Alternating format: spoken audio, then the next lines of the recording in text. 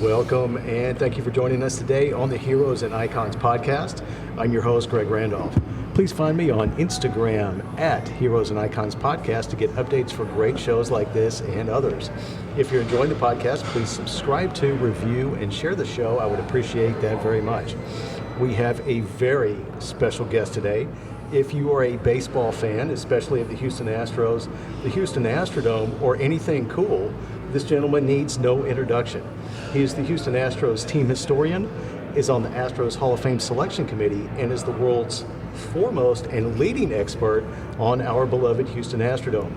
He is currently at the helm of both the Astrodome Reimagined project and is a co-captain of Houston City Beat with the lovely and talented Lisbeth Marquez. You can find more information at HoustonCityBeat.com. Be sure to visit the website store for some seriously amazing Houston sports-themed t-shirts and merchandise that my guest has designed. It is a tremendous honor to have you here with me today, sir. Mike Acosta, of course, is my guest today on the Heroes and Icons podcast. How are you doing? How's your family? Greg, thank you so much. Hey, is the Home Run Spectacular going to shoot off now? Or like Elvis going to sing American Trilogy now or something? Yes. That was like a real big introduction, man. Yeah. I appreciate it. Thank you. Yeah. Well deserved. Everything's great. Everything's good. I appreciate you having me here. Kiddos are all good. Everybody's doing well. School has started back in session, and so everybody's in careers or in school. Right. It's funny how kids work. They get older, and then all of a sudden they're not in strollers anymore. That's the idea. That's the idea. Is that they go out and they go out on their own. And some of my kids have actually gone out now, and they are out working and graduated and in the education world and all that stuff. And so they're doing all sorts of stuff. Excellent. Thank you, sir. Let's see if we can get that little twist there. There we go. That's good. That's good. Okay, there we go. There we go. Now we're back on track here. So bring us up to date, if you would. What are you working on present day? What projects do you have? What am I not working on? Right? Yeah. So I have. I'm a partner in Houston City Beat, and that's the primary thing that I'm focused on right now. Right. And Houston City Beat. You mentioned Lisbeth Marquez. She is the founder of Houston City Beat. She founded it back in 2020. During COVID, during the shutdown and everything. And she started Houston City Beat as a business directory, and it was there to help small businesses grow, and she had a lot of things in place. She did some videos and everything. Well, we met over a year ago, right, and we were at a function, and we met, and she told me, we exchanged information. It wasn't really a networking event, but it was an event where we happened to network. Sure. We wound up exchanging information, and she told me what she did. She told me about Houston City Beat, and I looked at it. I went online and saw some of the work that had been done with Houston City Beat, and I come from a communications background, right, and production. I spent 22 years with the Astros, right, and full-time years with the Astros, and we in that world. At least from my perspective, I picked up a lot on production and sponsorships, and how the organization runs and how it operates from behind the scenes, and all these millions of little things that people don't see on the front end, when they're watching the games. Right. So I saw Houston City Beat and was really intrigued by it. And I started to develop these ideas, and so I love the name. Houston City Beat. It sounded like the big city beat that there was in the Houston Chronicle or the Houston Post way back in the day with Maxine Messenger. Wow. And it just stuck out in my mind. If you remember Big City Beat from that time period in the newspaper, so it's a different era, right? So everybody's reading the newspaper and reading the physical copy of the newspaper. I mean, not a digital. I mean, now everybody still reads. The Houston Chronicle is still very viable, but it's the platform, the digital platform, is where a lot of people get that information, right? Right. So back then, though, it was in the subscription. So in my background with communications, I was thinking about where we're at in the communications era, and I studied the the invention of radio, how television came about, newspapers, and how mass media and mass communications works. And I also have an architecture background that I'll talk about later on, I'm sure, in these other projects that I'm in. But for this, it was something where I looked at it and I had these ideas, and I thought that we could rebrand Houston City Beat and make it into something else, where we could still help small businesses grow, but we would not be necessarily a business, a business directory, where it's just strictly a business directory, advertise your business here and this and that. I thought we could take it and make it something even more, because a lot of times, if you look at the national level, even in a big city market like Houston, conglomerates own the radio and television stations. Right. So, iHeartRadio owns a lot of the stations in Houston. They're under that umbrella. Comcast owns NBC, Disney owns ABC and ESPN. These big media giants have all gone under these umbrellas. And what has essentially happened over the last 20, 30 years now is it's priced out the small businesses. And so there's a lot of entrepreneurs out there, and a lot of people, since Houston City Beat was founded in 2020, there's been a lot of people shift careers since then. There's a lot more entrepreneurs out there, and there are people trying to figure it out and trying to grow their businesses out there. And so I felt that we could take the initial, the purpose of Houston City Beat, but turn it into something else, which was a media company. So Houston City Beat evolved from a business directory into a media company that does original Houston-centric content. Right. And so we sat down, I put together an outline, because I had to get buy-in from Lisbeth. Sure. Like it's her baby, and I just met her, and we became really great friends, and I had these ideas, and I said, if you're willing to hear me out, I think that I can help with some of this stuff. I didn't envision at the time that her and I would become business partners and co-owners of Houston City Beat, but that's where it led. Sure. So we put together this outline. I said, look, here's stage one, and it's going to be kind of overwhelming, so here's stage one. Right. And we did it. So last November, we put together the outline, and then went in December right after Christmas, right before the new year, rolling into 2023. We went out and spent a whole day out in the city recording some promotional material for what Houston City Beat was going to become. Right. And so we began posting new content in January and started developing Houston City Beat as a show, like a full TV show format, something that actually has a format, that has a run of show.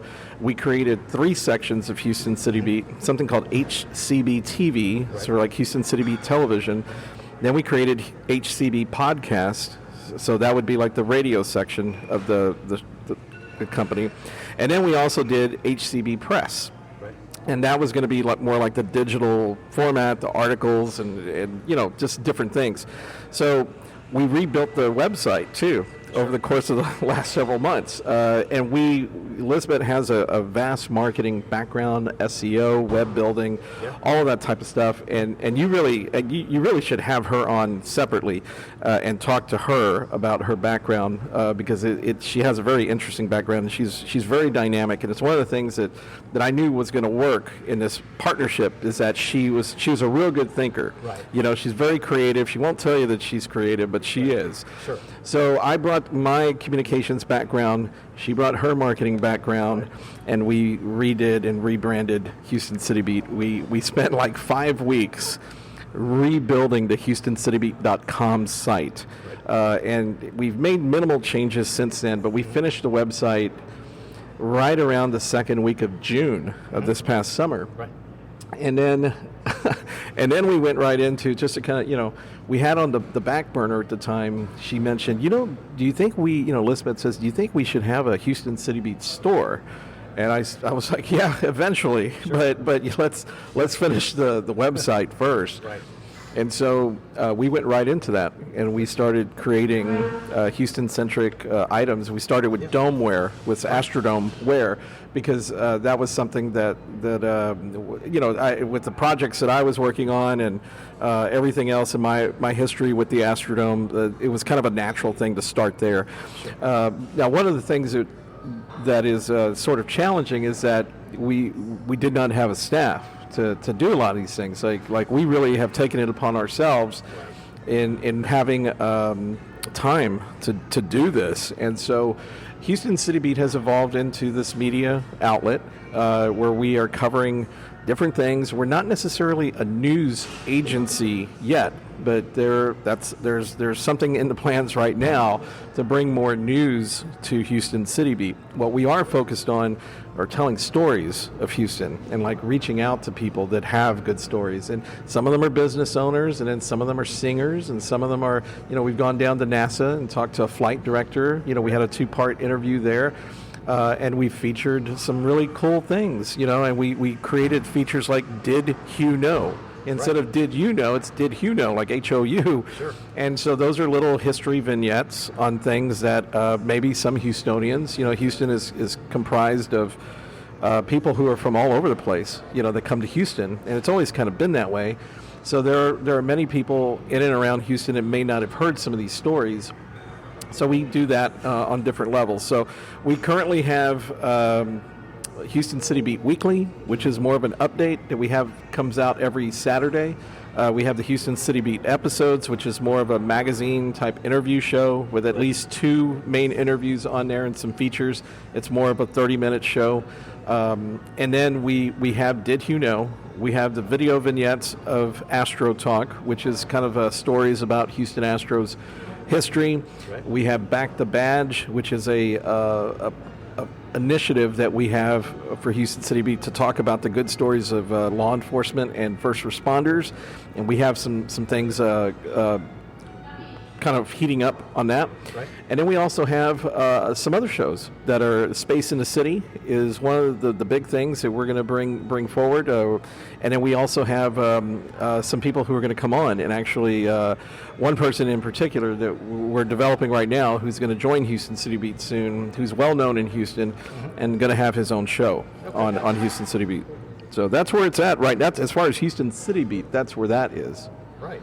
And it's pretty exciting. And we also have the Astro Talk podcast. Yes. That's the main podcast. We're going to develop another podcast for Houston City Beat, but for right now, we've done 4 episodes of we've recorded 4 episodes. We've released 1. Right. We have another one coming up. We did Bob Aspermani on the first one, with Larry Durkers, the second one. We also have Bill Brown, and we did Terry Poole as well, and we have more of them coming up. So.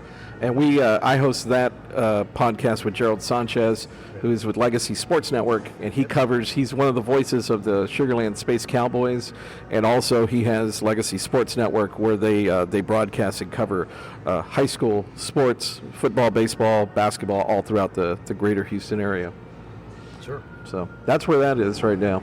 Excellent. Well, I'm certainly looking forward to more of the Astro Talk episodes. The one with Bob Aspermani was fantastic. Yeah, and we got your question in there. I heard that. Yeah, you had a question, and it was a good one. And Bob's a fantastic guy. And so with Astro Talk, what I'm trying to do is really, Houston City Beat is a storytelling and media outlet. So we call it the Storytellers of Houston, and that's from a lot of different aspects. So when Bob Aspermani comes on Astro Talk, the point is for him to relax and be able to tell stories and be able to tell some things that maybe, we don't want sound bites. We're not looking for quick sound bites for 2 to 3 minute or even 30-second type of deals. We're really looking for somebody to come on and let's have a good conversation. Right, and you guys did a great job with that, and it really felt like a show, like I was listening to a recorded radio show, and it really had a good feel to it. Well, I appreciate that. Yeah, that's what we're trying to do with it. Excellent. So can you talk about what you're doing with Astrodome Reimagined? Yeah. Astrodome Reimagined is an organization that we formed, that Lisbeth Marquez and I formed.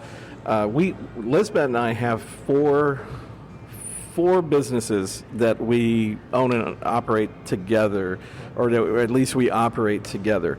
And the big one being Houston City Beat. That's the biggest project. And then we also have, let me lay those out real quick, and then I'll talk about Astrodome Reimagined. So we have Houston City Beat, and we have Acosta Media Group, which is the company that technically does the production for Houston City Beat.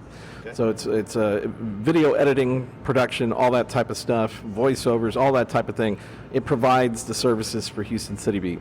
And then she also has Liz Marketing. And Liz Marketing is the web building, the SEO, all of that stuff that goes into the back end of really what we call brand positioning, Right. She has that separate. So there are three different companies, but they all kind of interconnect, but depending on what somebody needs, Sure. that's what the way they're structured. Now, Astrodome Reimagined was established earlier this year. It was designed to further promote the renovation of the Astrodome. Right. As we know, the Astrodome has largely been unused since about 2009, which was 10 years after the Astros left, because the Astros last played there in '99. The Rodeo last performed there in 2002, and then they had events. They had high school baseball playoffs there, and that was last in, I think, in 2002 or 2003. In fact, Gerald and I did the last baseball game. We broadcasted the last baseball game that was ever held in the Astrodome. And which game was that? It was Brazos Wood, and I always forget. I think it was Brazos Wood or maybe Brazos Port. You know what? I'm going to mess it up. Okay. I don't remember because so much has happened since then. Sure. But we have Gerald can tell you a little bit more than I can. But I remember doing it, and it was a really fun game. And we were real cognizant at the time that was going to be most likely the last baseball game there, because Minute Maid had started to host high school baseball playoffs the year after that. Okay. And so they really didn't go back to the Astrodome. But as far as Astrodome Reimagined, we want to promote, the rodeo kind of used it as the hideout up until about 2009, Okay. But then the certificate of occupancy with the city of Houston was up. And so, the Astrodome project in general has been probably the most, not just the most politically charged, or one of the most politically charged issues in the Houston area in a very long time, but also one of the most misinformed projects. There's a lot of misinformation out there. Can you talk about that, and dispel some of those myths? Yeah. So the Astro, there's a lot of things that are said about the Astrodome. Number one that I think I probably hear a lot is that, we already voted to tear it down. Right. That's not the case, and it's clear and simple. That's not the case. There was never a ballot in Harris County or Houston, whatever. And let's also get this straight too. The Astrodome is owned by Harris County, not by the city of Houston. The city of Houston has jurisdiction over the certificate of occupancy because the building is in the city limits, but the property itself is owned by Harris County. So the Harris County has fully paid for the Astrodome, and when they were looking to put together a bond issue, back in 2013, in late 2013, they wanted to have something that was called the New Dome Experience. And there were some renderings and some preliminary plans put out there. And I think the people who were involved with that, even in the county government at the time, would probably tell you that it probably wasn't marketed the way it should have been. It was going to result in a tax increase of about $8 for that calendar year afterwards. Okay. And that's a trip to a coffee shop. That's per taxpayer. Yes, per year? Per year. Okay. And that would have funded the bonds for the Astrodome project. Now, again, nobody wants taxes to go up and this and that, but people also go to Whataburger at will to get a burger, or they go to a coffee shop to get a frappuccino or whatever it is they drink. And this would have done that back then. Now, I'm not going to really state that much about that plan because I think it needed to be fleshed out a little bit more. It was a generic plan that would have essentially been a stage one plan for the Astrodome. It didn't really have a master plan for the various floors inside the Astrodome. And so, for the longest time, I had, been hearing all this stuff, and I guess what is one of the other things, so getting back on as to why, people dispelling the rumor that people in Harris County voted to tear the dome down, it was illegal. It was not legal. You could not legally put demolition onto a ballot in Harris County. Like, you could not do that. And Harris County Judge Ed Emmett at the time contacted the Harris County attorney to look at the language to see if everything was legal, and it was very clear, cut, and simple. You could not put demolition on a ballot. So no, and Ed Emmett will tell you today that bond issue in 2013 was a bond issue. That's all it was. It was for an issuance of money to be applied to the Astrodome for that project. It had nothing to do with what the design was going to look like or whether it was going to be demolished and all this and that. So that's not true. Harris County has not voted to demolish the Astrodome. It would have been illegal to put that on a ballot. Now, I think where some of that information comes from, and some of the people get the impression that occurred, other than there's a lot of keyboard Nazis out there, and that's the way they really act sometimes. It's very aggressive and it's very negative. And people who want to tear down the Astrodome but don't have money backing them up, and they don't have a solution. All they see is a parking lot, and that's not necessarily in the best interest of the tenants at NRG Park. So that never happened. And then the other thing is the Astrodome is falling apart. Well, it's not. The Astrodome was, from an engineering standpoint, over-engineered and over-designed, and they actually went in to take a look. They were doing some asbestos abatement. They imploded the towers that were added in the late 80s. They imploded those towers from around the outside the Astrodome, because moving forward, you would have to get rid of those. Now, let's just go back to that time period, okay? Let's look back in 2013. At that point, the Astrodome was not a state antiquities landmark like it is now. That happened a little over 3 years later. Right. So at that point, the county was moving forward with the intention that perhaps they might have to demolish the dome. But in order to do that, you have to bring the dome up to some kind of code in order to do it. That involved asbestos abatement and also tearing down those towers that were on the outside of the building that are not historically significant to the design of the building. Right. So the public saw all that, and again, just there was a lot of people who were out there who were just assuming and saying things, just like anything else. Right. It's just like anything else in our society today.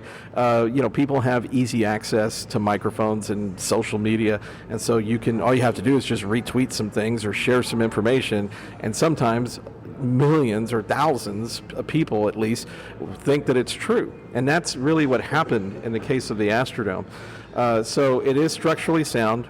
We did not vote to tear it down, and the building is fully paid off. The bonds, and when I say that, I mean all of the money. So everything that was, the renovations afterwards, that took place in the 80s, yep, with the additional seats and the towers that we were just talking about, all that's been paid off. I think that's the biggest myth that's out there, is that there's still, that somehow the county or the city is still paying for the dome that was built several decades ago. Correct. And so originally, the way that the bonds were going to be retired for the Astrodome were supposed to be done by 2004. And that was done. But then you still had, I think, about another $30 million that was still owed on the renovation work. But like I said, it's a non-issue. because it's been paid off. And so, and the Astrodome too is not costing millions of dollars in maintenance. The Astrodome is part of an overall insurance policy for NRG Park. So whether or not the Astrodome is there or not, it's still the same cost to the county for the insurance. And I don't speak on behalf of the county. I'm a Harris County citizen. When it comes down to it, I'm a Harris County citizen. But if somebody wants to take that to challenge, by all means do it. Go ask the county. They'll tell you this. I have the statements from Ed Emmett that he put out, and this information is on there. And if anybody wants to do some research, they'll find it. It's there. Right. And that's the truth. And then the other part is there's some maintenance around. So one of the things that people also don't realize is a lot of the power that goes through NRG Park actually runs through the site of the Astrodome. Because you got to remember, back when they built the Astrodome, they didn't, no one thought that they were going to put this stadium next to it. In 2002, sure. Everybody with the intention. If you go back to construction of the Astrodome in the early '60s and on opening day in 1965, and the Astros are there, for the most part, they're pretty much guessing that they're going to be playing there through the 40-year lease that they signed, which was going to be through the 2004 season. Right. The Astros got out of it. They bought out the last 4 or 5 years and moved to the new park downtown. But no one really intended or thought that there was going to be a football and rodeo stadium built right next to the Astrodome. No one could have seen that, just like now. I mean, who would guess what might be there in the future at NRG Park that we don't see yet? Right. So it's that type of thought process. So a lot of the power, the complex was designed with a lot of the power, and that's also why NRG Stadium has its field at grade level, because they would have had to have dug up all of the sewers and the telephone lines and everything else that are deeper in the ground that are for flood control and that type of stuff. They would have had to have really made a mess, and that would have added millions of dollars to the construction of NRG Stadium. So the fact that the dome is there, it was made to last. It had that infrastructure underground too. Absolutely. And so, Mike? Where do you see? What do you envision for the Astrodome going forward? And can you share anything that you're working on? So what I've done is over the course of the last several years now, people used to ask me. They would say, Mike, you're a historian and all this and that. What do you think should happen with the Astrodome? And I always for a while there, I thought the Astrodome could be renovated. I thought that the Astros could have stayed there. Again, cosmetically, there are a lot of things internally that could be changed. Had baseball stayed there, it would have been possible. You could have been playing in a modern version of this massive mid-century modern type of stadium that would have been there. That was the symbol of Houston. They could have been playing there. Just changing the Diamond Club, adding more, kind of like the things that you see at Minute Maid Park, where there's areas for people to gather. There's entertainment. The entertainment has changed, over the years. But that's all a moot point right now. It could have happened. But what I'm seeing now is the first and foremost that you have to take a look at and think back to when the Astros were playing there. So would anybody have come in back when the Astros were there and they held the master lease? Would anybody have come in there and said, hey, you know what, we want to change the Astrodome into this other type of facility? Well, the Astros would have balked at that. Right, because they are the master, sublease holders on the Astrodome, and it would have really have affected the operation of having the baseball team play there. If anybody would have come in and said, "Hey, we should do this to the Astrodome," even back then, and that's kind of the scenario that we're technically in right now. It's just that the Astrodome has not had a professional franchise playing in it, right? So that's kind of where again the misinformation all comes in. What is still the same is that you have the Houston Livestock Show and Rodeo there, and you have the Houston Texans. And those are two of the biggest organizations. When you talk about just organizations in Houston and what they mean to Houston, those are two of the biggest things that you can come to, right? And millions of people are fans. They spend money there. Their whole operations are right there on that complex. So anything that you do with the Astrodome has to really fit into what the Texans and the rodeo do. You cannot come in and say, hey, I want to put Astro World in the Astrodome, okay? I want to put a ski slope in there. We want to put a bunch of poles. Let's take apart the Battleship Texas and put that in there. Let's put a Apollo Saturn V rocket in there. Like, none of that considers what the needs of the Texans and the rodeo is, okay? And if the Texans and the rodeo weren't there, then you could do whatever you wanted to do with the Astrodome. You could bring in a team or whatever it is, right? But that's not where we're at. So we have to consider what those organizations really need to be viable, okay? Because it's under a contractual obligation as well. So what I did was I focused on that, and just to kind of give you an overall, because I don't want to. We could sit here for another week, right, and talk about the details of what this design is. We could turn this into a Ken Burns documentary, Mike. We could actually with this project. So basically, what I did was I took the Astrodome, knowing what is historically significant with the Astrodome, and the fact that the Astrodome is a state antiquities landmark, and so you cannot change some of the architectural components of the Astrodome due to historical significance. The Astrodome, and you know what? I've heard people laugh and this and that and blah blah. And again, I don't care. At this point, that's fine. People can say whatever they want, but the fact is that the Astrodome is a state antiquities landmark. It is in the same standing with the Alamo, the state capitol, and there's other landmarks around Texas that all have that same protection. You cannot demolish it. You cannot even alter it without express permission from the Texas Historical Commission. And that's the type of protection that it has. So, and to undo that, or even to attempt to undo that, is a pretty massive undertaking. It really is. But that's besides the point. So imagine the Astrodome integrating with what the Houston Texans and the Houston Livestock Show and Rodeo does there. If you think about what they do, and creating a multifaceted entertainment complex within the Astrodome. So imagine going into, if you have a ticket to the football game, and again, I'm trying to paraphrase this a little bit because there's a lot of detail on it. But imagine you're walking with your family and you have your kids, okay? And you're going to the game. Or maybe you're just going with, some friends you're going to go. The Astrodome operation would be an extension of the game day operation for the Houston Texans.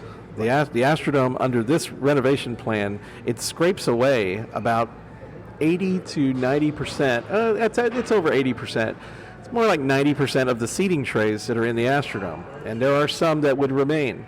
But it creates a space that's about 6.5 acres. The Astrodome itself sits on 9 acres of land, but the building itself, the rings, the concourse rings, take up some of that space, right?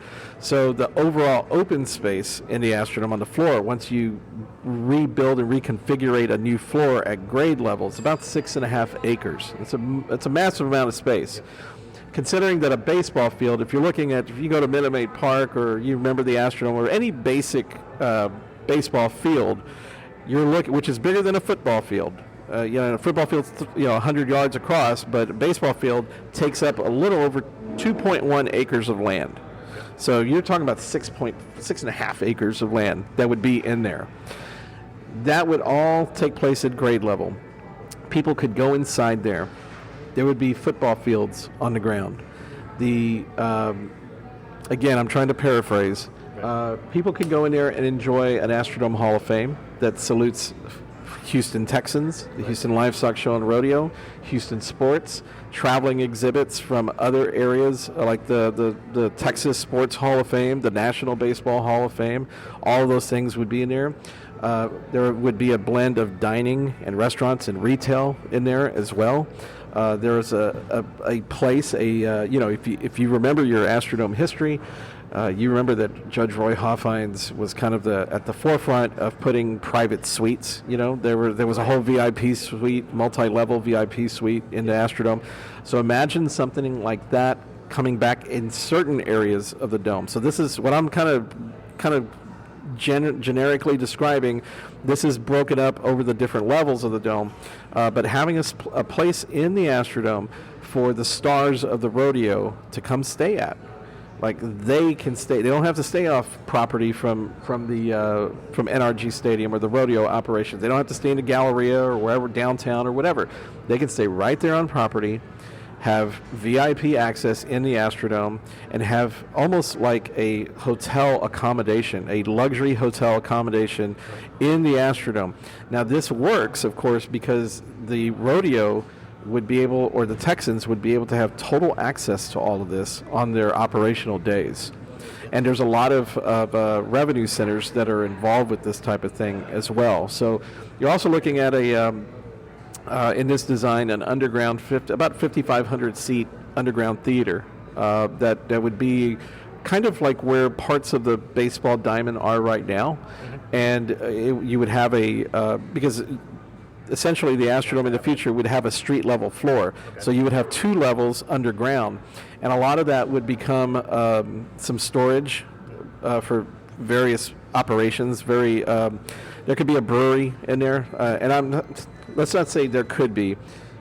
In this plan, there would be a specific brewery in the Astrodome, and they would have operations for producing beer in the lower parts of the Astrodome, which would be piped up to the upper floors of the Astrodome that overlook the grand concourse, the festival area where you have all these events.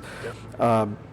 And then there's a theater. There is some private areas. There's back of the house stuff. One of the things that I think a lot of people forget about is that you need emergency operations, warehouse space, office space, fire room, fire control room, all that stuff. All of that stuff needs to exist, and that would be on the lower levels of the Astrodome, which would be underground. And it's part of this theater that's underground. That would be more of your interactive engineering area where it shows you the importance of how the Astrodome is built, because in that same area as you go into this theater is the time capsule of the Astrodome. Right. It's located there behind home plate. Right. And so there would be a brand new exhibit that would be, and we would have, that's where it would be more nostalgic in the Astrodome.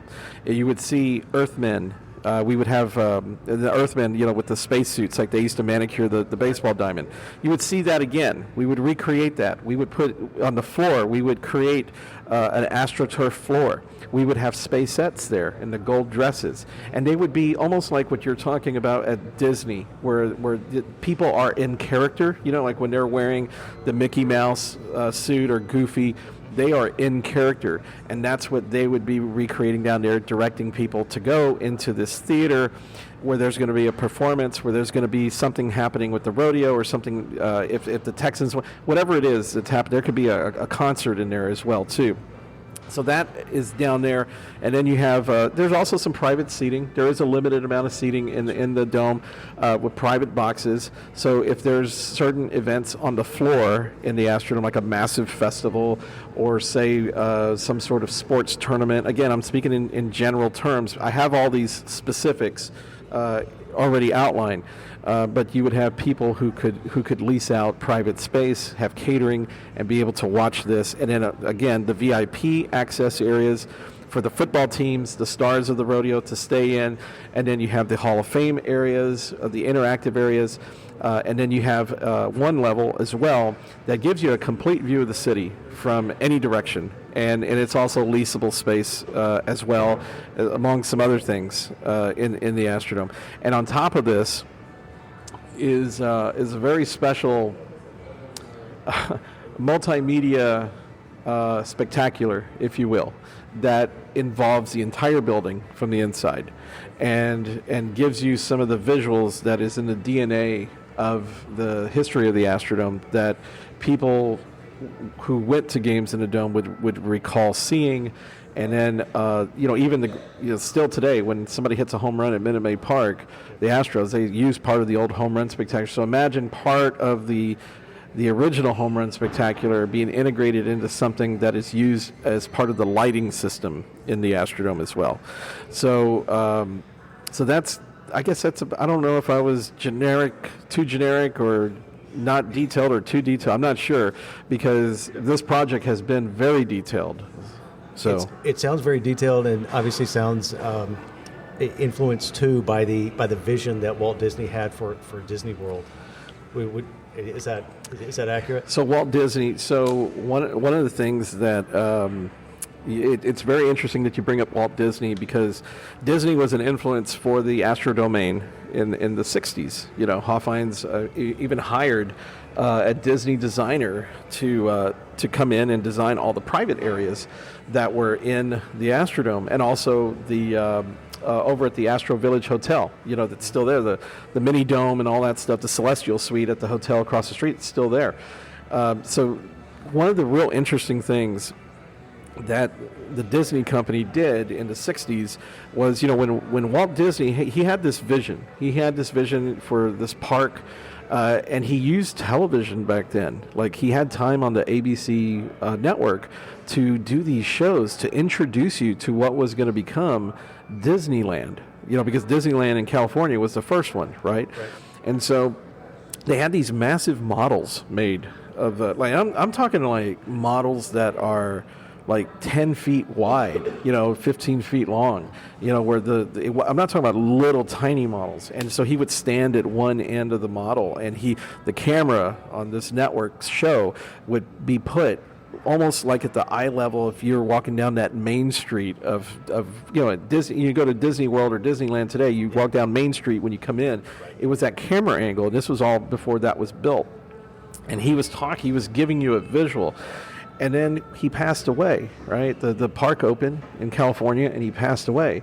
And so the Imagineers who were working with him, there was one guy in particular named Marty Sklar who got together all of the notes, because he had worked so close with Walt Disney. And he got together all the notes and all these quotes that Walt gave him and everything, and all this visionary stuff. And he created the Disney Blue Book. And that became the kind of the Bible, if you will, for what Disney was going to do in the future, and how they would think about the expansion, how they would create Disney World in Florida, and expanding to, you know, other parks around the globe. That's what I wanted to kind of do here, was create a vision, kind of a blue book for the Astrodome, which I have done. Right. It's behind the scenes. But it gives you all the answers to all those details in there. So what I just described to you before, that's sort of, even to some people, if it sounded like it was a lot of detail, it's really the meat and potatoes of that project. But moving forward, the Astrodome really needs to have public access. It needs to generate revenue, and it also needs to meet the needs of the stakeholders. And the stakeholders are the rodeo, the Texans, and Harris County, and also the Astrodome Conservancy as well, because they're involved with that as well.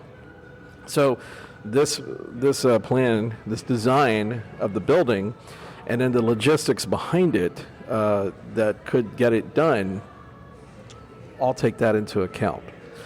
For me, it's the most comprehensive plan.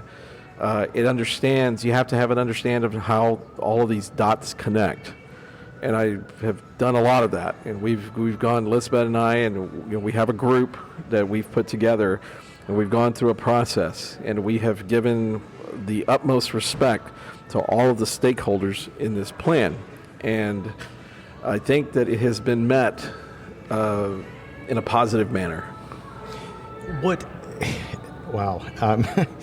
That's really brilliant, and just a complete masterpiece on your part. So what needs to happen to make this a reality, and then what would be a timeline for that? Well, if I had my timeline, we would have something done. I estimated that this process, this design that I have, again, we went through. I mean, when I say we went through a process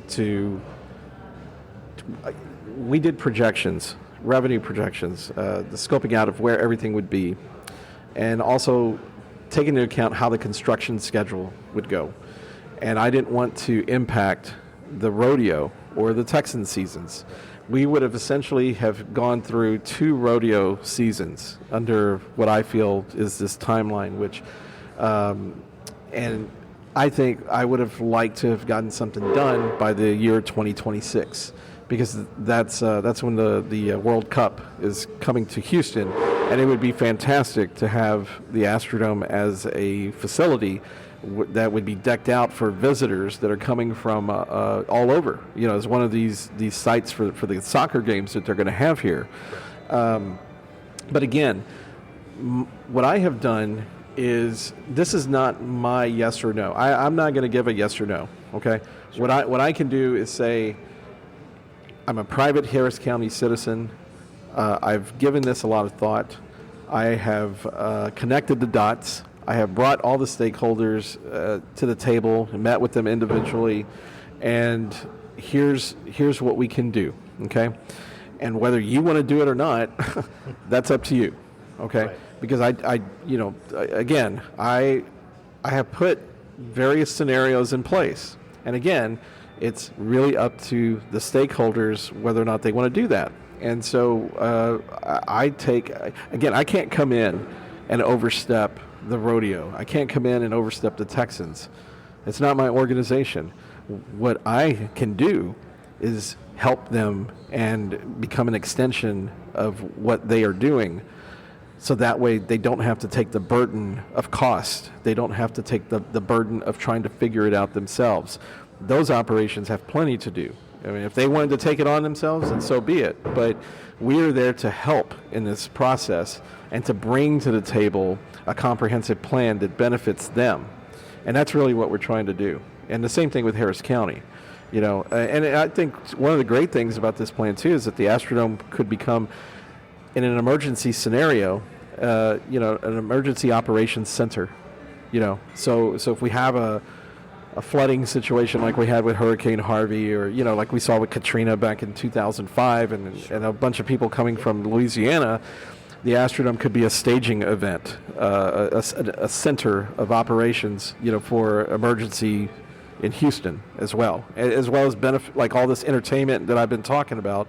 It could also be used that. So we're kind of, I guess you could say the plan, the design would retool the Astrodome and bring it to a modern facility, and it would also create flexible architecture, so that way the Astrodome could continue to, from a business standpoint, continue to thrive in the future as well. Because like I said, somebody wants to bring in a ski slope and all this other stuff, and do warship battles and all this stuff, that's not something that's going to sustain for 3 decades. You need to put the Astrodome in a situation where you don't necessarily reinvent the wheel, but you have adapted it to another era. And keep in mind that the Astrodome, the reason it doesn't have baseball and football in it today was because of the very reasons it was built. It was revolutionizing the way we saw sports and the ballpark and stadium experience.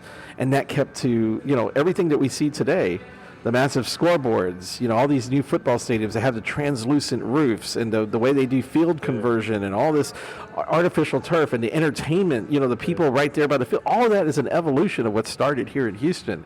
So, that's one of the reasons why it's not there anymore, because people kept putting an evolution to it and kept reinventing it, and it just, they decided along the way, some people along the way, that they didn't want to change the building itself. They just wanted to build something new. And, that's their right at that time, as an owner of a sports organization. Absolutely. Well, let me, that's really fantastic work, Mike, and I know everyone's going to really enjoy hearing all those things and the timeline suggestions that you have for the Astrodome, and I can't wait to see that come to fruition one day. I hope they'll take your suggestion and run with it. Like I said, there's a lot of logistics involved. Right. Yeah, there's a lot of logistics involved, and I can't overstep anybody. I'm not here to overstep anybody. I'm here to help. Right. Yeah. Absolutely. Well, let me ask you some fun questions here, and get back to some of the history, your personal history in the Astros and the Astrodome and everything. So, Do you have any memories of your first time in the Astrodome or an Astros game there, and how are you captivated by that? How did that fuel your passion? I know it's a loaded question. No, it's not actually. No, it's very simple. It's very simple. So there's, I guess there's four things that I think about. So when my dad, Albert, because I always tell him, he's like, say my name when you're out there. It's like, I took you to the games, right? So my dad, Albert, he would take me to the games. We would go, I was always in the Astro Buddies. My mom and dad got me in the Astro Buddies. And so when I was like 2 years old, that was my first memories. There's pictures of me. I don't know if they took me any earlier, but at 2 years old, there's photo proof of me in the Astrodome. And, at 3 years old, somewhere around that time. What I remember very vividly is seeing the Astrodome because, now there's a lot of other stuff around it and the stadium that's there, NRG next to it. It's like we talked earlier, it sits at grade level, so it sits a little bit taller, and that building is rectangular, which looks different when you're standing next to it than a circular building, because as you walk up to a circular building, any circular building looks smaller as you walk up to it. Is because it's curved, right? If you go look at it from the air, it's different. But I remember coming down Kirby, mainly Kirby, from South Main, turning onto Kirby, and then seeing the dome. And it was the biggest thing, man. It was just so cool looking. It was you turn around the corner. I remember there was if you came down Fannin, I remember we passed down by the Oilers practice facility. Right. There was a fire station, a couple of gas stations, and then there was some medical buildings coming down Fannin that are still there. And when you came around one building in particular, there it was. There was the Astrodome, right? And it was just gorgeous, man. It was just the shape of the building. It was just really impressive. It was very imposing, and it felt like it was something really special. And to a kid, seeing that and seeing the domed roof, it was really something. I just remember that, either coming up, no matter which side, if it was from the Kirby side or the Fannin side, most of the time it was from Kirby. And then once we got in, the other thing that really caught me almost every time we went in there was the rush of the air conditioning. So, we ran the parking lot, it's always hot, but that door would open and whoosh, you could feel and you could hear the rumbling of the building itself. You could hear the air conditioning system, and it was much cooler. I mean, it was always nice and cool in the Astrodome. Then you would walk around the concourse, and usually the Astros were on the field, because we got there like when they were taking batting practice, and I saw the rainbow jerseys. Now, as a kid, think of it as a toddler, seeing these images and feeling these sensations. Yeah. And I see the orange hats, I see the green AstroTurf field, which, that was typical. I mean, that wasn't out of the ordinary for me, but the orange hats and these rainbow-colored jerseys really stood out. And then I look up and see the scoreboard. Right. All these lights, the home run spectacular wasn't going up, but all the lights, there were messages and the signs on the scoreboard. It was so tall, that thing was over 4 stories tall, and it spanned all the way across the outfield. Those are the things that I recall as a toddler going in there and just really captivating me. And now I haven't even gotten to the part where, we sit down in the seats, and I look up at the roof. Right. And there was something about the roof that looked like a spaceship. It really did. It reminded me of like some sort of satellite structure or some kind of spaceship. Looking up, and so if you think of it as like the impressions as a 3-year-old or 2-year-old, 4-year-old, and those are the memories that I have. Right. And it was just really incredible, and that's what captivated me. Yeah. And then that was all before the game started. Yeah. So I had all this stuff, all this imagery and everything else, and the game hadn't even started. I remember my first game was in 1976, and it was 2 days after Larry Durker's no-hitter. So July the 9th, 1976 was the no-hitter. Yeah. And then 2 days after that was a Sunday afternoon game. Yeah. And I had a similar experience. You walk up from the parking lot to the ticket booth, and you get tickets, and you walk in. Yeah. through the ramps and then to the concourse, and you walk around, and there's some lighting on the concourse, Yeah. but not nearly what was out on the field. So Yeah, I it was like those remember lamps. Remember those? It was like these triangular lamps that kind of more almost like spotlights. Yes. That kind of lit up the concourses like the kind of almost like dots. Yeah. Yeah. I used to love that. That was a really cool look. No, it was a very cool look, And it curved too, right? Because it wasn't a straight line because the building is curved, so it looked really cool. Yeah, and it was, in baseball configuration for the Dome is a lot different than football configuration. You can still appreciate a football game there and everything else, but for me, when my dad and I bought a program for me to get a couple autographs, we walk around to the first base side, and then I remember walking through that vomitory for the very first time, and just looking up, and I couldn't believe it. Yeah. It was like a Grand Canyon spaceship, carnival, lights, colors, everything. And does this, am I dreaming? Does this place exist?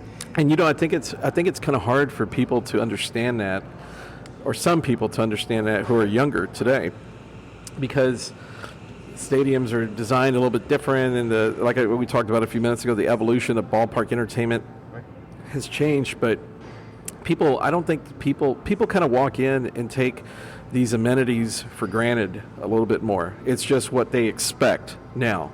And again, as a kid though, it's amazing that as a kid, that's something even, we toddlers, kids, right? We don't know about the importance of how the Astrodome was built at that time. We're just kids. Right.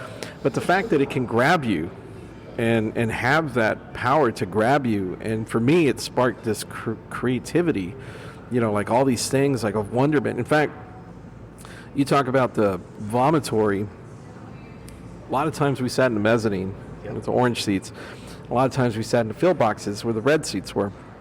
And I remember walking up and down the ramps and seeing the different sandwich boards with the arrows.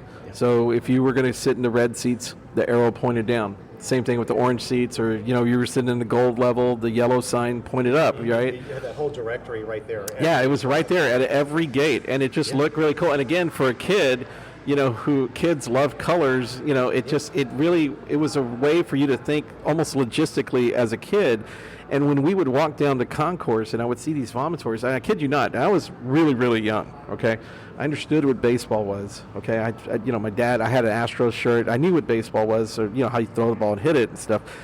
But as we're walking down the field level, and I looked through the vomitory, which is primarily at first and third base, where you're kind of on a concourse and you got to walk through the tunnel. I used to think, for a very short time, I remember thinking in my head, this place is so big that that's a baseball game, and over here, that this other one down the way in the concourse, that's another stadium, like that's another room, right, where they have another game going on. Like I literally thought that the building from the outside, because it was so big to me, that the building was divided into these sub rooms, which is ridiculous to think about. But that's the type of stuff that it inspired me as a tiny kid to think like that. Like, wow, this is a real amazing place, And that sparked your interest into doing some other things, and at other points, and I'll abbreviate here just a little bit in the interest of time for us. So you're about 11 or 12. You go into the Galaxy gift shop and you see this Astrodome book. Yeah. That's a historical book that talks about the history of the Astrodome and the rodeo and the Astros.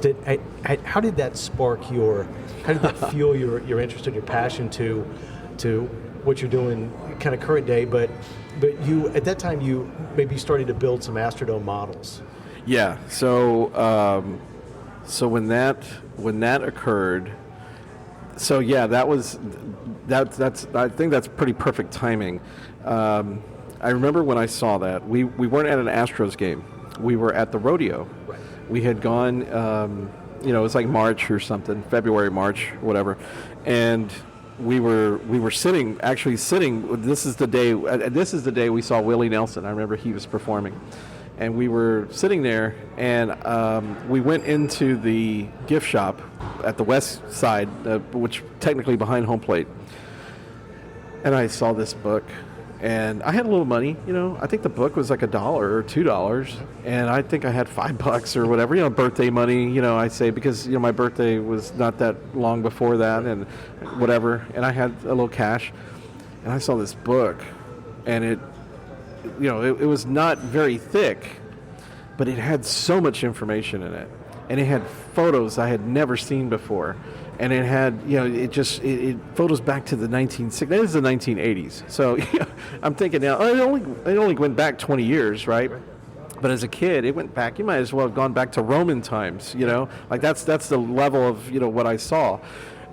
It was great. And in the back of the book, they introduced Judge Roy Hoffheinz. And it was the first time I had ever really kind of seen him. And kind of learning, I was like, man, this guy kind of looks like the Astrodome. When you look at him, like this, the way the Astrodome is shaped, it's like the way the columns on it. I don't know. It just seemed this guy seemed like he's from that area. It just seemed like it meshed. I don't know how else to explain that. Okay. This guy kind of it looks like the Astrodome was a brainchild of his, even though, it was a large team to put that project together. He was the main kind of catalyst, with a lot of things for the Astrodome. But it introduced me to Judge Hoffheinz, and then they had several pages of construction photos. I was just really amazed. So that really got me thinking, I want to build a model of the Astrodome, And so I got some poster board, some Crayola markers, black markers, and some, tape.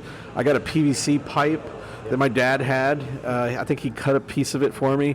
And I was trying to figure out, how do I build a model of the Astrodome? I'm like 11, Yeah. How do I do this? And they didn't sell models of the Astrodome. Now I see, there's some things out there where they sell all sorts of stadiums, these cutouts are laser cut and all this stuff, and you can do all this stuff now. But at that point, I had to think my way through. So I had to look at the Astrodome. I had to look at those photos in the book, and really from my experience in going in the dome, and kind of look at it as shapes and how I would cut this. So I did some basic cutting.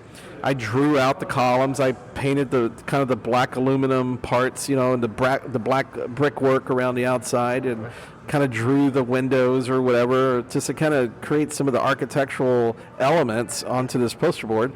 And then I cut triangles.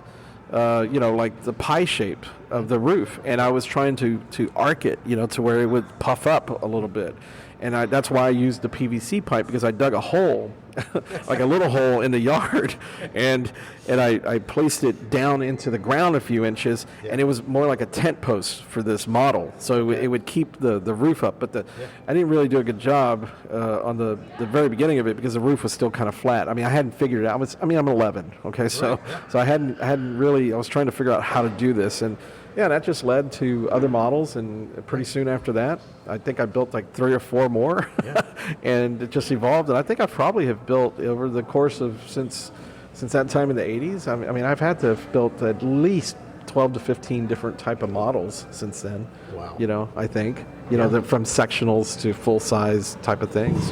Sure. Yeah. Very good. Very good. So you were correct me if I'm wrong here. You were a broadcast and an architecture major at UH. Yeah. Is that right? Yeah. That's a pretty serious. Well, that's where I was heading, and I had to make a decision. I was just like, the architecture always was, it still is. It's a real big love of mine. I love the way you take shapes and forms, how you use space, inner outer space, open spaces, all that stuff. The relation of colors and different architectural elements. I'm not really an engineering person, so a lot of the stuff that I maybe have, and that's the way architects are. They do have a sense of engineering, but it's really the engineers that make that architecture work, right? So I always loved the way and there was a show in 1986 downtown, Rendezvous Houston. The French composer, the godfather of electronic music, Jean-Michel Jarre, came to Houston, did this massive show, and it was even to this day, it was the most creative thing I've ever seen. And I think that these little things of the impression of the Astrodome and seeing this show and everything, it really defined what I was going to do later in life as an adult. And I went and became I was accepted into the College of Architecture, over there. I was actually the first one accepted that year, because I had put together this portfolio of all. It was really funny.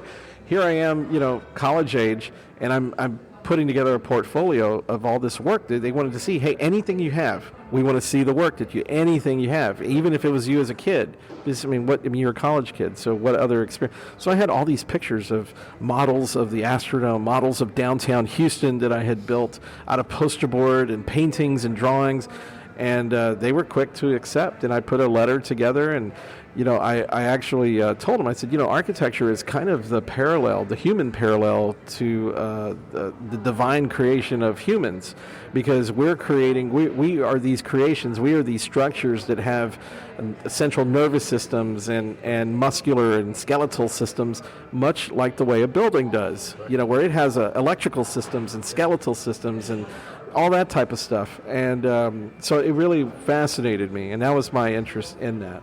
But at the same time, I always pretended I was on the radio as a kid too. That's why I did communications as well. Right. Then you were hired by the late Jamie Hildreth in the late 1990s as a broadcast intern for the Astros. Yeah. And you had you saw that the Astros were building what's now Minute Maid Park downtown, and then you dropped off a resume at the Dome about a year before that. Is that correct? I did.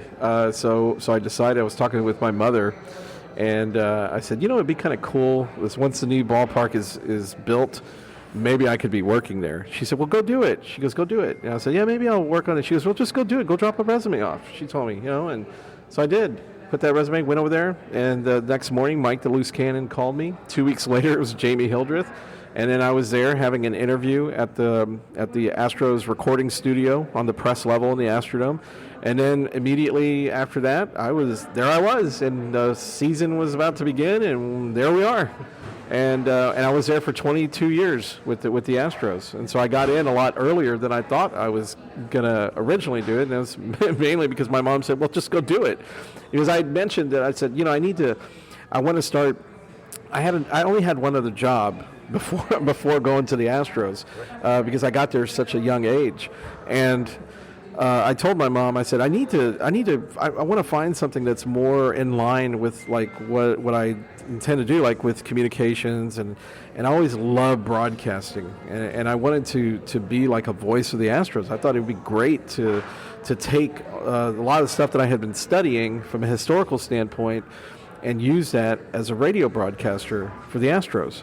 And so I wanted to do that for a very long time. And so it was really great to have the opportunity to go work in the broadcast department for the team, because there I was sitting with Myle Hamilton and Bill Brown and Alan Ashby, and there was Mike the Loose Cannon, who was the radio producer back then and who had voiced all those commercials and all that stuff. It was really a great environment. I mean, it was fantastic. It's like that type of career was something I had always wanted. I would have done it for 30 years if I had the opportunity. No, I thought the greatest job in the world was Johnny Carson. Like the Tonight Show, like that version of the Tonight Show. I always thought that he had the greatest job. He did. Yeah, he did. He was fantastic as well. So, hey, let me ask you this. So, what accomplishment are you most proud of with Astros? Is it the introduction of the MLB authentication program, or maybe the Astros Hall of Fame?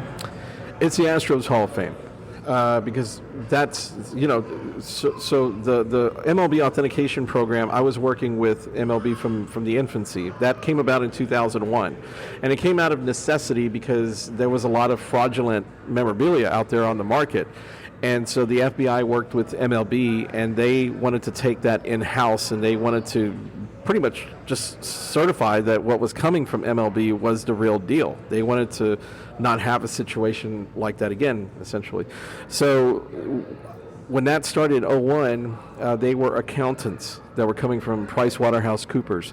And I would get involved with authentication of...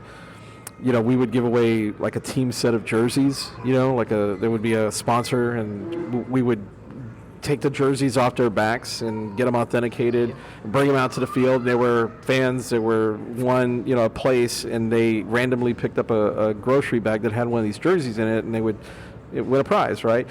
It went from that to then, that happened a few times over the years, and I was always kind of a point person that would go down to the clubhouse and work with the great Dennis Laborio down there, the legendary Dennis Laborio down there, and he would help out in anything that I needed. And Jamie Hildreth was right there with me to do this.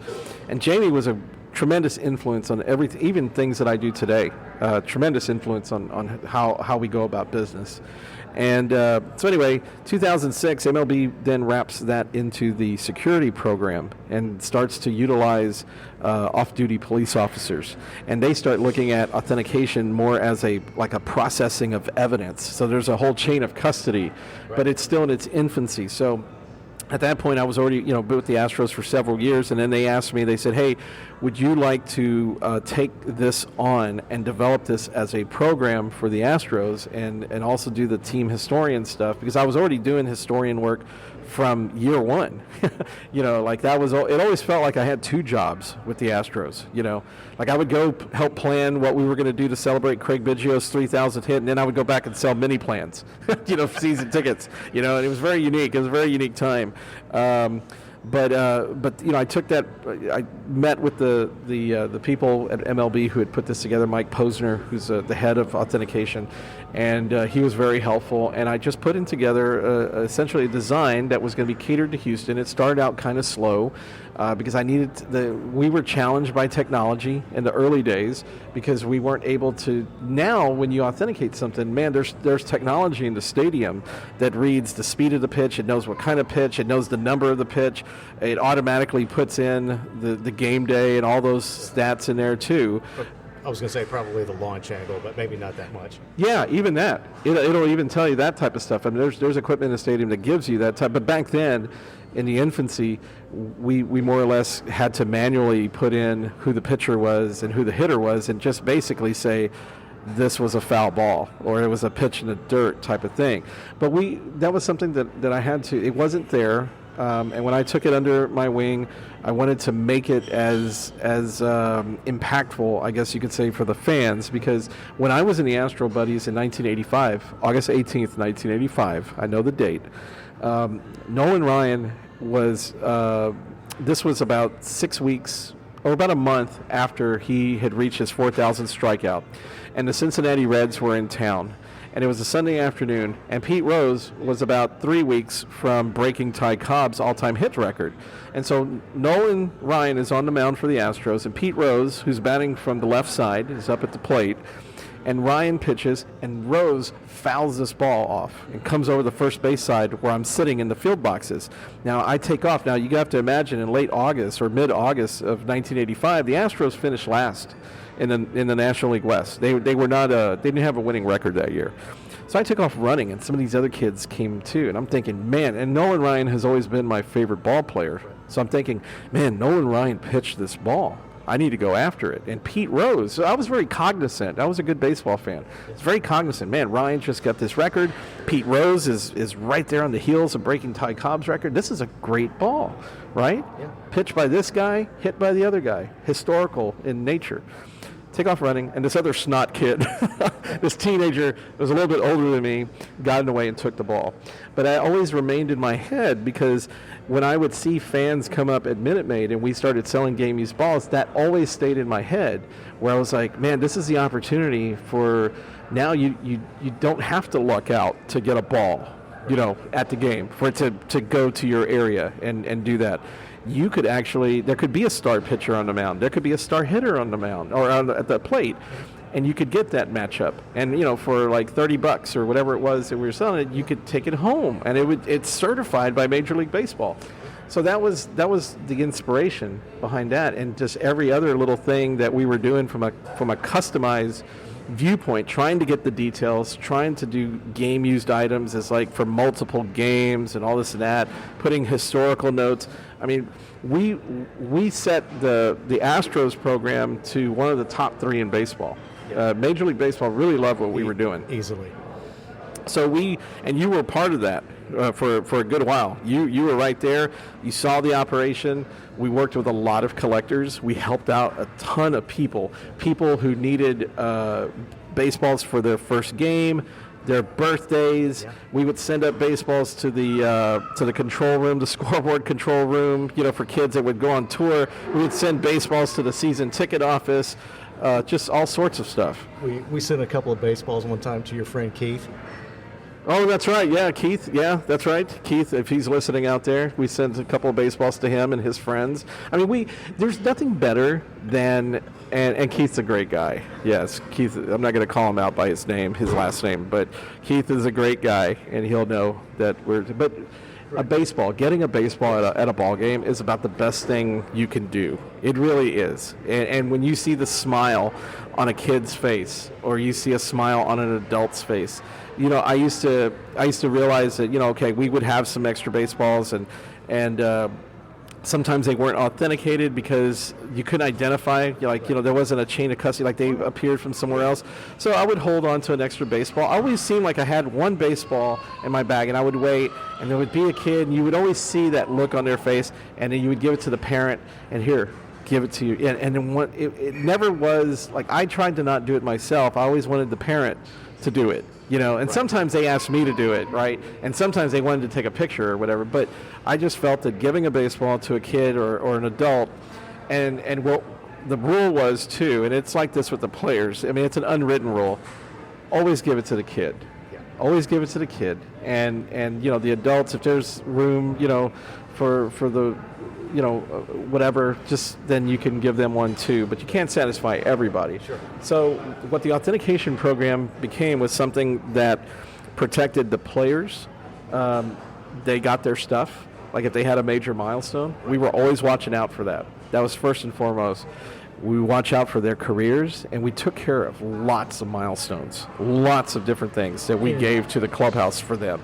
And that was for the visiting team as well. And the visiting team, yes. We were very cognizant of what was going on with the visiting team, and my counterparts would reach out to me from the other teams, and we would talk about that and say, hey, could you help me out with this? And then when the Astros were on the road, they would then in turn help me out, because we didn't really travel. I traveled if it was like really, really important. Like if it was a major, major milestone, then I traveled. Down to postseason, I traveled to all the games, because we were really doing an intensive amount of authentication, tracking what was happening in the playoffs and all that stuff. But then we also help the fans, right? Yeah. So take care of the players, present products for the fans to buy, so it's a revenue center for the team. And then also we were saving things for the team archives, because we didn't have a lot of stuff from the old years. There wasn't really a lot of stuff from the old years, and now that I saw that we had the authentication program, there was a way to have some items that could be saved, that could be put into the Astros Hall of Fame or another museum or something like that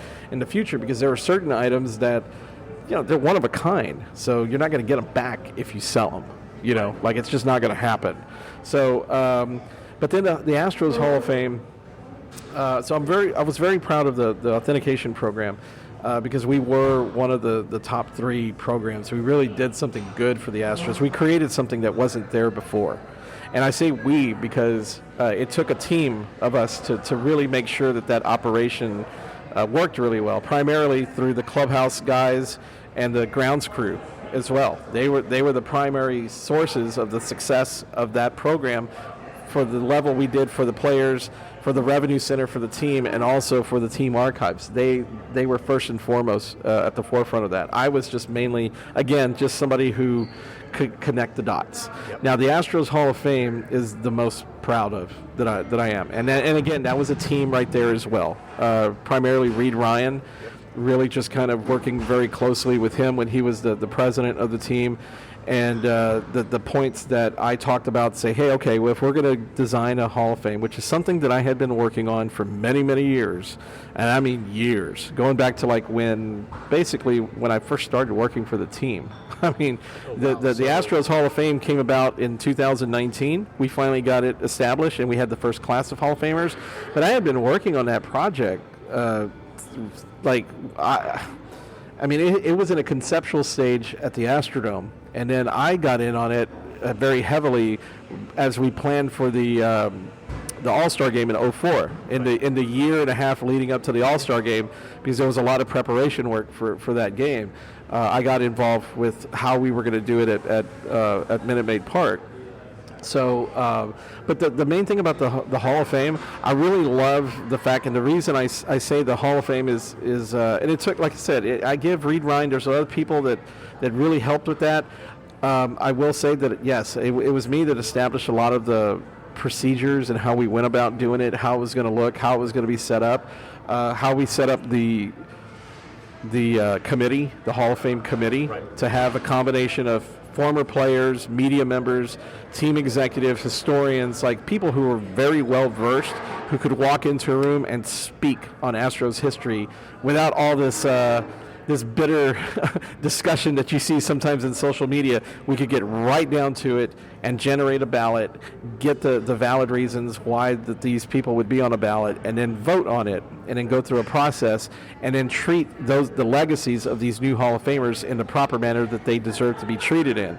And really have a way to celebrate those legacies, because those people, well, they may have come from, and I mean, when I say those people, I mean the players. You know, these former players and executives that came from the team, they're the ones who put in all of that energy. And really, you know, you have to realize that when people think of professional sports, they think of money and glory. Okay, and there's a lot of glory, but for a lot of times too, there's not a lot of money. Sometimes, I mean, if you think about the players back in the 70s, you know, Right. some of them for that time were making pretty good money. They were making very good money, but they weren't making the money that guys are now. And even proportionally now, you know, the money will continue, I'm sure, to go up. So it's proportional to the generations. But, you know, it's not.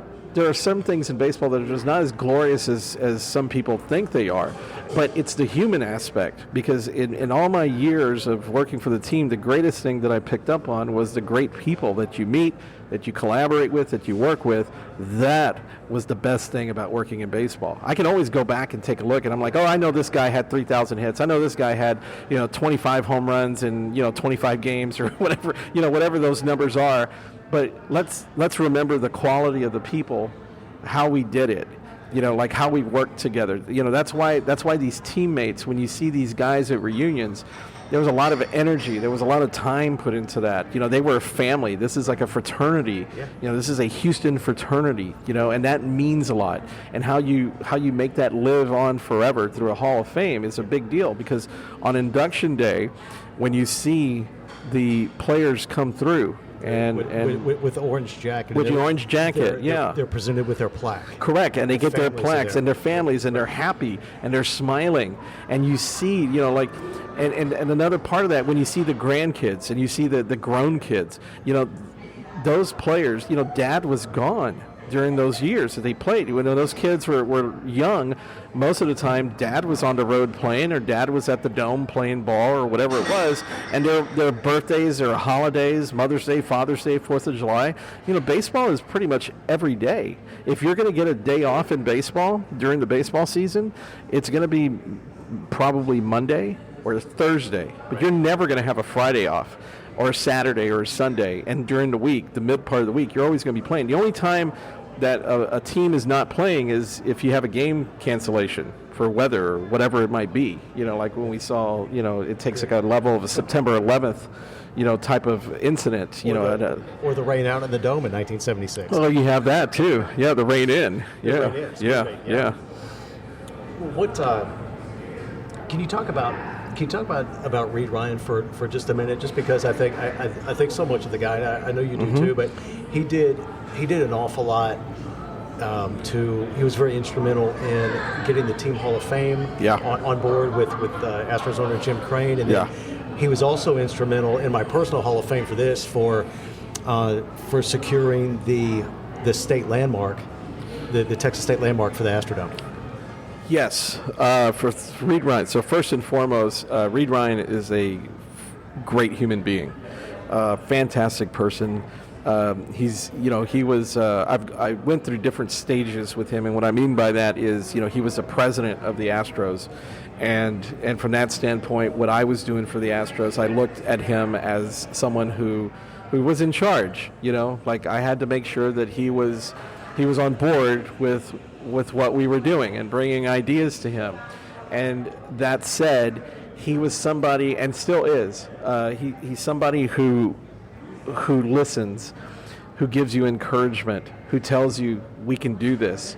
Or if he feels that we need to tweak something, he'll tell you why. And he'll make you do it better. It's never there's never an ego with Reid Ryan. there's always a sense of leadership and team with him. And he grew up in baseball. And his father, obviously, Nolan Ryan, in my opinion, like I told you, Nolan Ryan is my favorite ball player of all time. But that aside, Reed is just a fine baseball person. He understands the game. He understands how the business of baseball works, and he can integrate that all into one experience. And he's been very successful. And all the time, look at all the time he was with the Astros, and look at how he established the Corpus Christi Hooks and the Round Rock Express, and with RS3 Sports and all with the Ryan Sanders group. I mean, he's done a lot of great things. And when you mention Reed Ryan, you're talking about I don't want to make Reed sound like and he's going to laugh. He'll be, hey, Mike, calm down. But Reed Ryan to me is part of baseball royalty in Texas, and just a great baseball family in general, for anywhere across this country, or anything you're going to do in baseball, even in another country, because he knows the business and he knows the sport so well, and he grew up in it. And I remember one time we went to the Astrodome, and he asked me, he said, hey, would you come along? And I'm going to take some friends. We made this special arrangement. We went to the Dome. This was several years ago. And he wanted to show them for the first time the Astrodome. And it was funny, he had mentioned that, he's like, he looked at me and he was talking to his friends, and he said, Mike and I both grew up here. He's a little bit older than me, not by much. He's Mike and I grew up here. He goes, because I was down, tucked away in the clubhouse sometimes, like, kind of goofing off over here, or I'm in the stands, and Mike was always in the stands, but we grew up here in the Astrodome. And he said I had, the only thing different was that he had the father who was a ball player, and that when he put it into that perspective, that really told me a lot more about him. And I'd already known him for a lot of years, but he values people's experiences. He values what they bring to the table, and he sees the connections between people. And you don't have to be another team president, or you don't have to be a vice president or a senior vice president to be considered substantial. He sees value in everybody that he meets, and really is engaged with everybody that he works with. So he's a tremendous guy, and he's a great friend.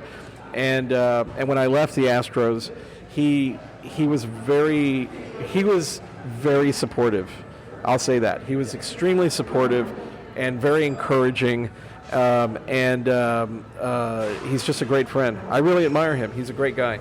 Absolutely, and same here, and I couldn't have said that any better. And he's really a part of the amazing confluence of people that are part of baseball. The people you see every day, the people you work with, the fans, everyone that you interact with. He's at the head of that list. I think you have to understand too that when you're somebody in baseball that is at the stadium every day, and people are essentially coming into your home because you spend a lot of time there. I mean, it's not your home, but it's your work home. You spend a lot of time there. The people that come in and that you engage and talk with, it's almost like having a political office, where because I always said that having a baseball team is like a public trust. The people who run it, the people who own the franchises at the time, they're not going to own them for 200 years. A lot of team owners are there for 20 years, 15 years, 10 years or more, but they're not going to be owners for from start to finish of this franchise until the very end of everything, So we're basically stewards of what we do. And Reed Ryan was very focused on being the best steward possible, which is something that I picked up from him. And everything that we did was to be the best steward at what you did and leave it in better condition than what we encountered or what we had before. And with the authentication program, how we did that, and with the Astros Hall of Fame, those are two items that I left back behind. I'm still involved with the Astros Hall of Fame. Yes. Yeah, I am with that. But from a full-time basis, as an Astros employee, full-time employee, that's the way I saw it. Well, you certainly left a great mark there. You left a great legacy with everything that you did. And I was very fortunate to see that firsthand for a few years. Oh, you were very instrumental in what we were doing. And because you were there when we had Dome Coming. I mean, it extended, and Dome Coming was when they opened up the Astrodome, and we were taking historical artifacts to the Dome to put on display for fans to see that we brought out of the archives. it went beyond what we were doing for the games from a revenue standpoint to sell through Astros Authentics. It went way beyond that, and it really takes people who really have a genuine care about what you're doing. Again, you can be in the business of something, and generate a revenue stream and put forth the best business plan out there.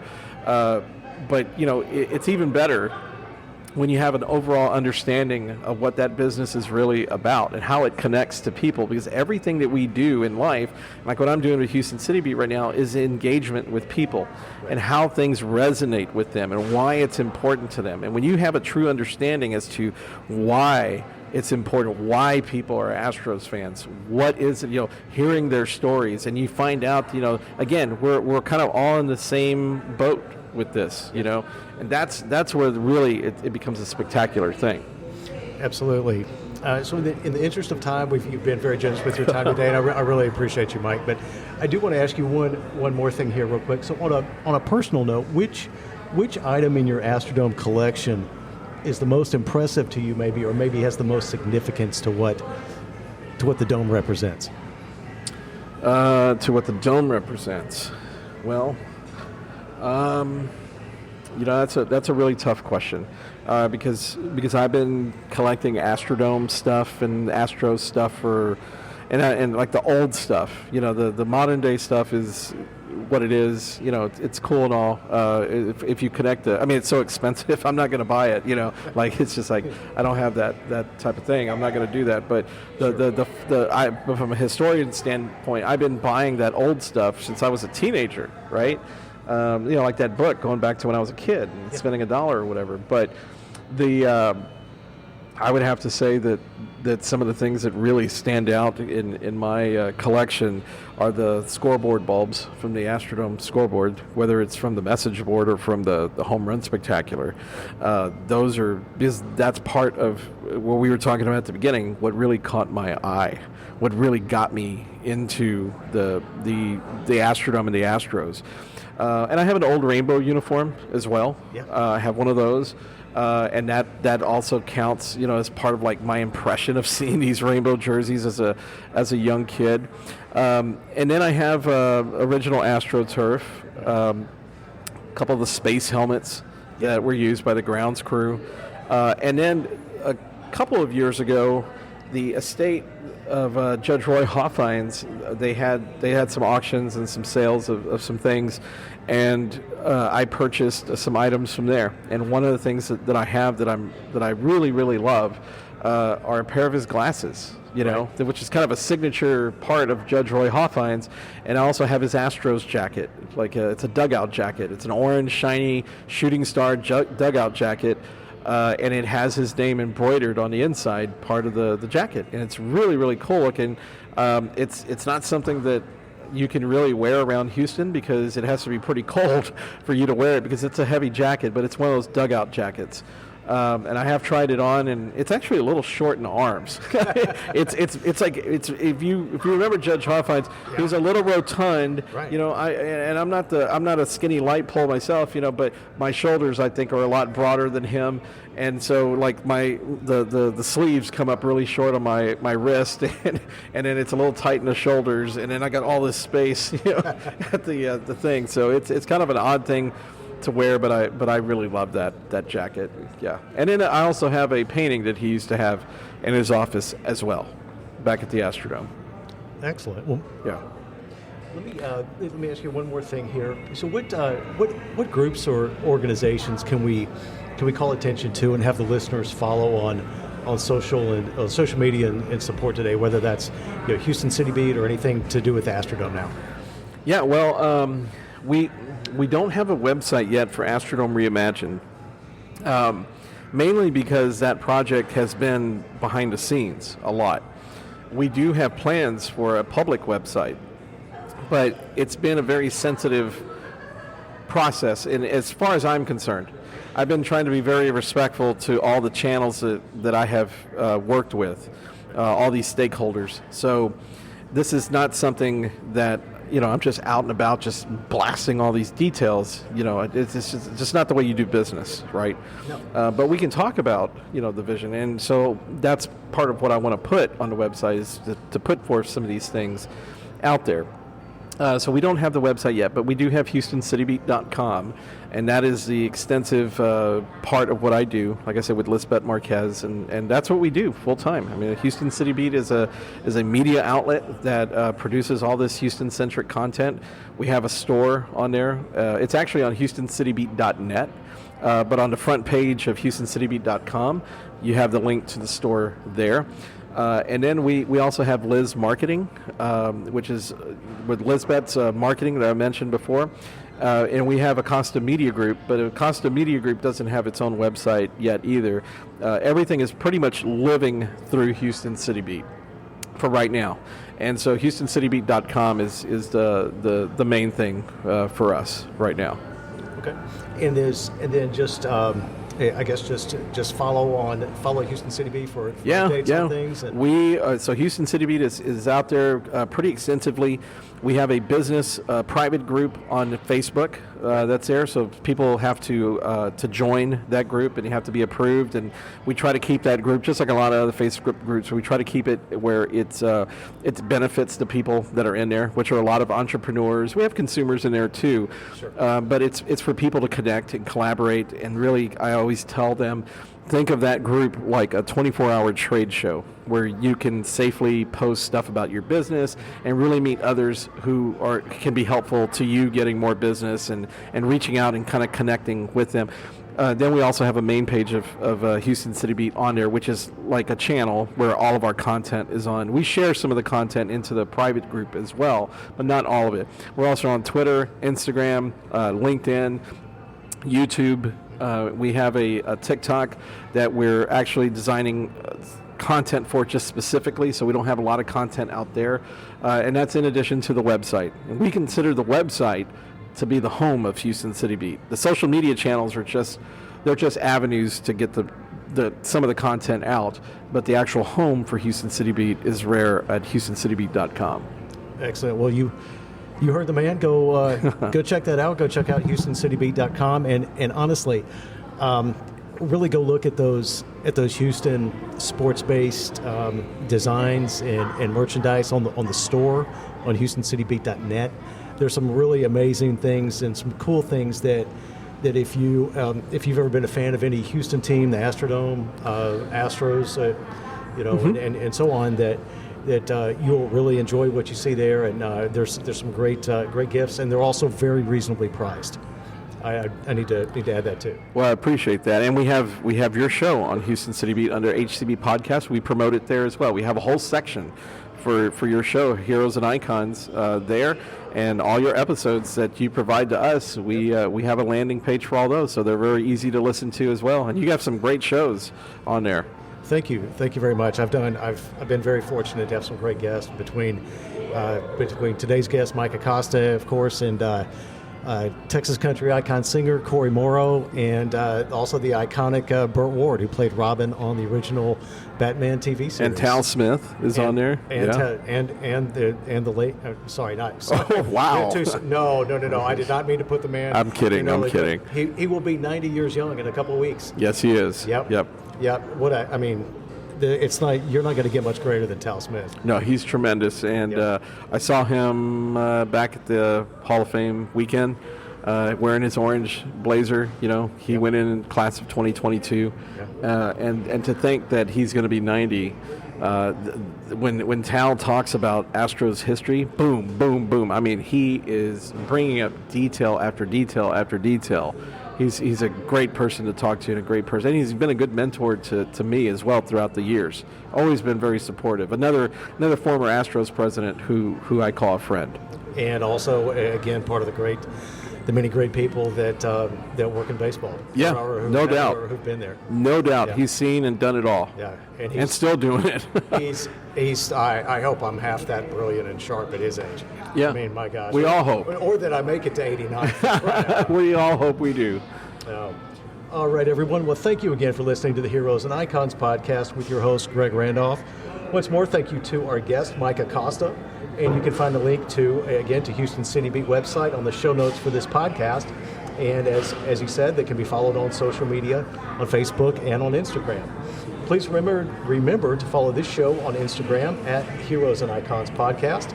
And again, if you would be so kind as to 5-star review the show on all major podcast platforms, wherever you might be listening, that would be very much appreciated. Thank you again, everyone, for listening. Have a great night. God bless. We'll see you next time.